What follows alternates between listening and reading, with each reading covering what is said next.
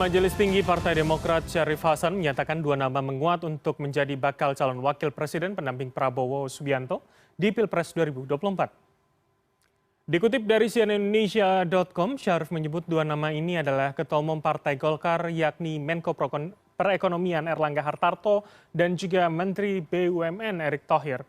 Kedua nama tersebut menguat sebagai bacawa pres koalisi Indonesia Maju. Namun penentuannya akan diserahkan ke baca pres Prabowo Subianto. Syarif menyebut Partai Demokrat tidak mengusulkan nama bacawa pres ke koalisi Indonesia Maju. Sementara itu nama Wali Kota Solo Gibran Raka Buming Raka mencuat dalam sejumlah survei sebagai bacawa pres dari Prabowo. Gibran mengakui ada tawaran menjadi cawapres, namun ia tidak merinci tawaran tersebut datang dari capres siapa. Menurut Gibran, tawaran yang datang kepadanya tidak hanya satu ataupun dua kali. Gibran mengaku akan menyerahkan keputusan tersebut kepada Ketua Umum PDIP dan keputusan partainya. Yang namanya tawaran itu banyak. Tawaran dari capres yang lain juga banyak. Dari kompetitor banyak. Kemarin juga waktu di sela-sela Rakernas, Pak Ketua TPN, Pak Arsyad juga memanggil saya untuk ikut bergabung di dalam TPN. Ya itu, intinya saya kan ikut keputusan dari Ibu Ketua Umum. Saya ditugaskan apa, ditugaskan di mana, saya ikut. Partai Demokrat menyebut dua nama menguat yakni Erlangga Hartarto dan juga Erick Thohir untuk menjadi bakal calon wakil presiden pendamping Prabowo Subianto pada Pilpres mendatang. Finalkah pengkerucutan dua nama ini? Mana yang lebih berpeluang atau adakah calon alternatif yang malah mungkin berpotensi? Dan untuk menjawab serta membahasnya sudah bersama kami melalui sambungan daring dari luar studio. Pertama anggota Majelis Tinggi Partai Demokrat Syarif Hasan serta Direktur Eksekutif Indonesia Political Review Ujang Komarudin. Selamat malam. Assalamualaikum Bapak-Bapak sekalian. Assalamualaikum Pak Bram. Selamat Bang Selamat malam Bram. Pak Ujang. Selamat malam. Waalaikumsalam Bapak-Bapak. Tentu harapannya dalam kondisi yang baik. Begitu saya ke Pak Syarif terlebih dahulu. Sebelum saya ingin bertanya, benarkah nama dua orang yang kemudian Anda sebutkan beberapa waktu yang lalu ini sudah final? Saya ingin menanyakan dulu, mengapa kemudian kali ini Demokrat tidak mengajukan nama Ketua Umum Anda, Mas Ahaye, Pak Syarif?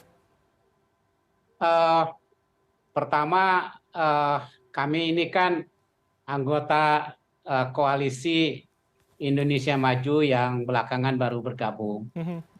Dan yang kedua, tentu teman-teman di anggota koalisi Indonesia Maju sudah menentukan kriteria ataupun persyaratan untuk menjadi cawapres yang akan mendampingi Pak Prabowo.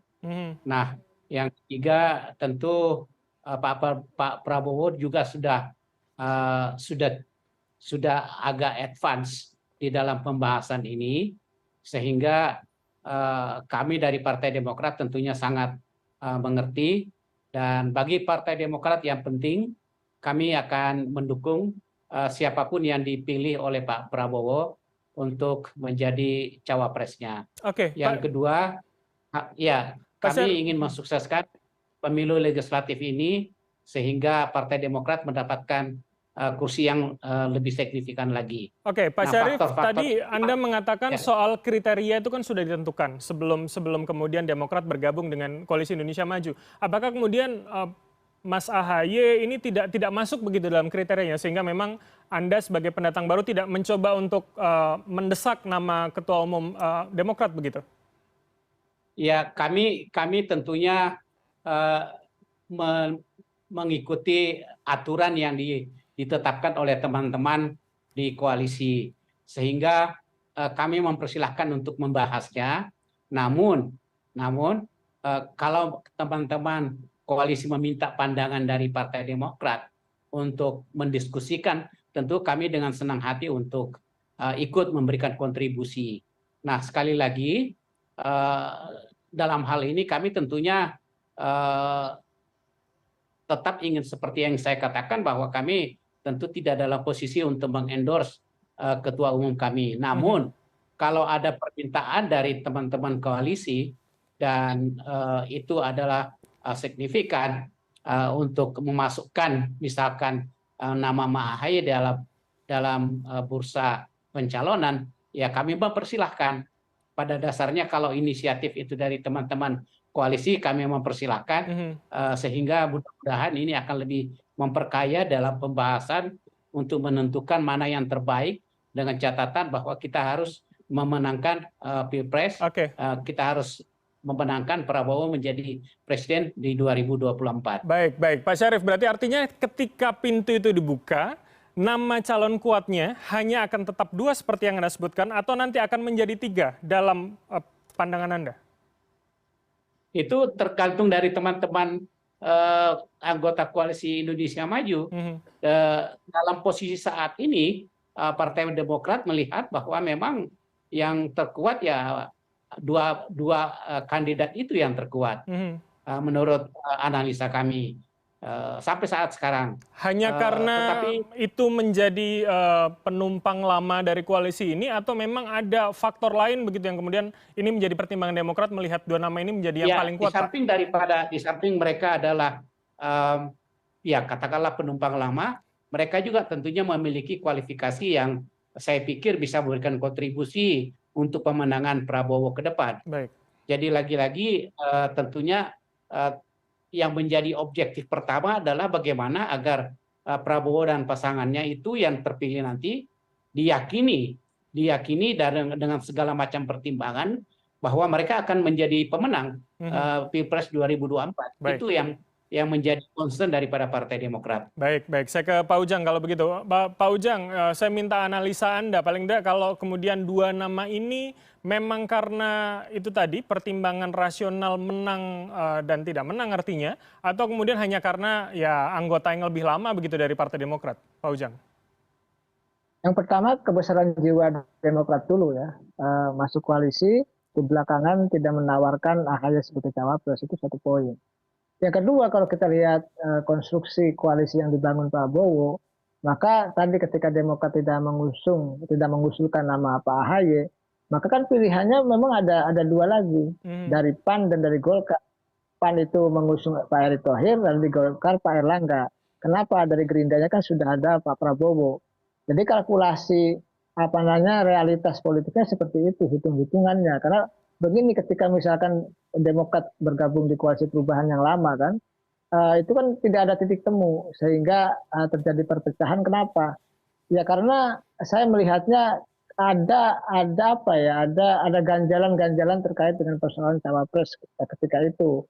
Nah, Demokrat masuk ke Pak Prabowo agar tidak ada ganjalan itu, tidak ada masalah, maka tadi muncullah 2 nama yang dianggap kuat.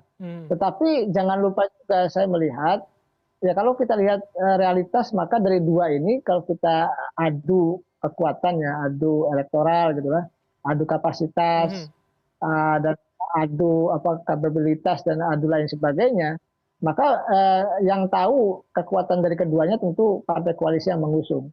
Dan tapi kalau dari data survei begitu Pak Ujang, mana yang kemudian bisa kita tafsirkan lebih unggul dari nama Erick dan juga Erlangga, Pak Ujang? Ya kalau kita adu survei yang objektif gitu ya saya sih melihat Pak Erick Thohir lebih unggul, lebih bisa didorong ya untuk bisa menjadi cawapresnya Pak Prabowo. Kalkulasi yang matang, kalkulasi yang rasional, bahkan kemarin ada survei di Jawa Timur, Pak Erick Thohir unggul sebagai cawapres yang kuat ya di Jawa Timur.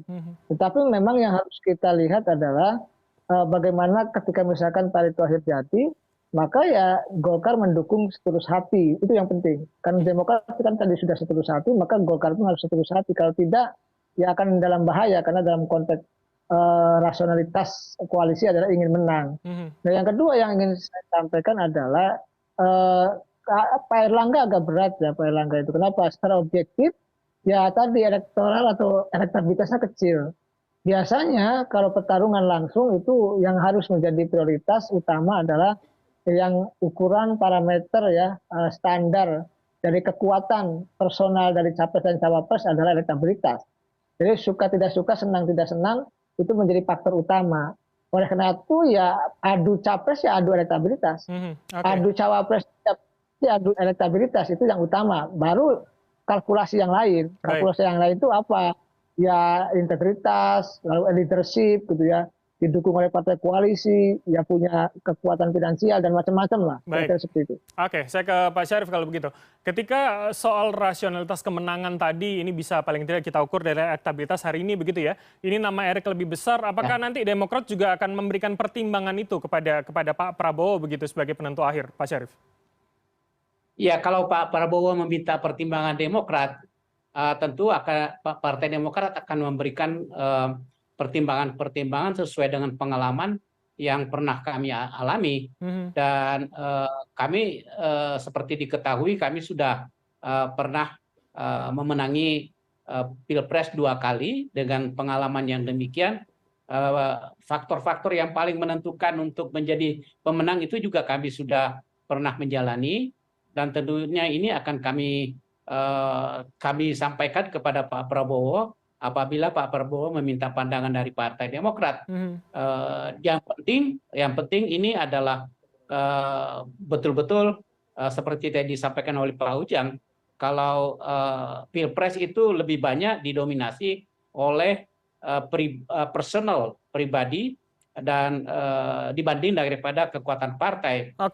Sekalipun kekuatan partai ini menjadi support yang paling utama bagi pemenangan Pilpres. Tapi hitung-hitungan analisa itu sudah ada begitu ya, Pak Syarif, dalam Demokrat untuk kemudian jika diminta akan diberikan. Data dan analisa, kami memiliki data dan analisa serta pengalaman yang sangat faktual bagaimana untuk memenangkan seorang calon presiden.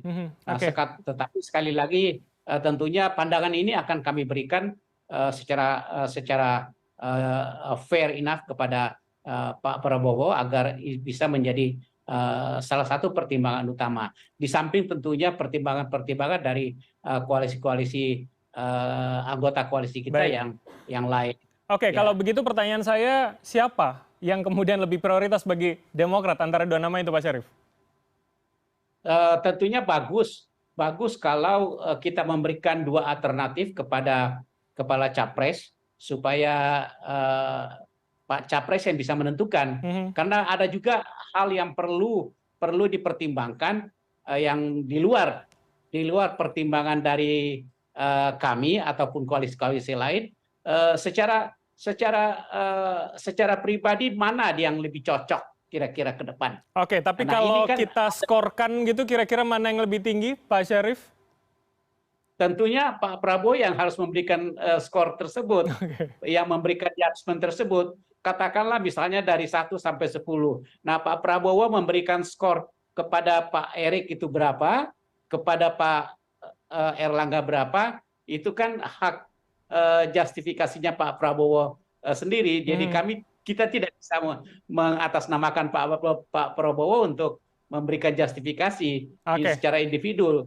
Ya, mudah-mudahan pikir lebih bagus finalnya adalah 2 nama yang diserahkan kepada Pak Prabowo sehingga Pak Prabowo bisa menentukan secara bebas dan betul-betul ada perbandingan yang matang sehingga keputusannya itu yang terbaik. Dengan catatan bisa memenangkan Pilpres 2024. Oke, catatannya itu yang menjadi highlight begitu ya, yang penting bagi Demokrat. Oke, saya ke Pak Ujang. Saya ingin kemudian kita melihat lebih luas begitu Pak Ujang. Apakah kemudian dengan paling tidak pengkerucutan 2 nama ini sudah menjadi opsi terakhir begitu Pak? Atau kemudian jangan-jangan di luar bursa para anggota, para kader koalisi yang ada dalam Indonesia Maju ini sangat memungkinkan begitu, apalagi nama Gibran santer, Gibran tadi di paket berita kita mendengar sudah dilamar beberapa calon katanya begitu. Ini kansnya bagaimana kemudian Anda melihat?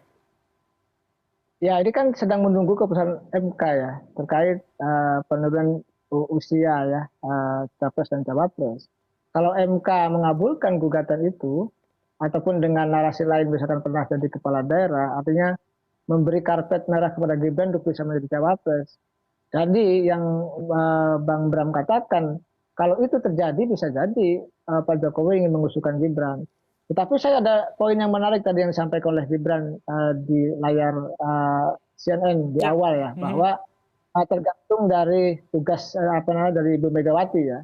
Kalau itu Gibran taat, maka sejatinya Gibran walaupun MK memutuskan boleh gitu ya, katakanlah Gibran nanti menjadi cawapres karena usianya diturunkan oleh MK misalkan, maka saya melihat kalau taat kepada partai maka tidak akan jadi cawapres.